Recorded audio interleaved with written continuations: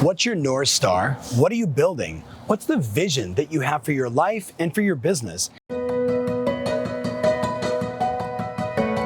So often I'm talking to people that are so busy hustling and grinding and doing the work.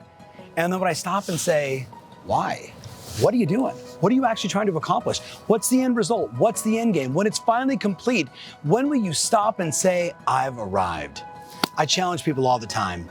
Maybe you need to write a 10-year letter to yourself or a 20-year letter, as I did back in 2015 when I said, hey, this is exactly how I want my life to be.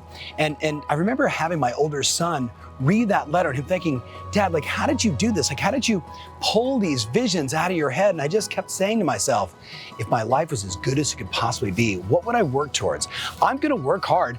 I'm gonna grind it out. I'm gonna do everything I can to make my clients successful, to make myself successful, to make my family successful. The question is, for what? What is it you're trying to build? What is it you're trying to accomplish? If you're not clear on the end result, yeah, we'll work hard, we'll have our ups, we'll have our downs, the market will go up, the market will go down. All that stuff's gonna happen. But for someone like myself, because I'm super clear on my North Star, I'm super clear on my vision, I'm super clear on what I'm building, I experience the bumps, but I seem to go through them a little bit easier because I know exactly where I'm going.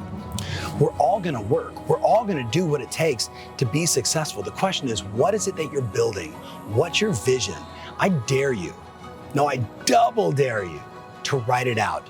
It's 10 years from now, better, it's 20 years from now, and my life turned out exactly as I want it to be by my design.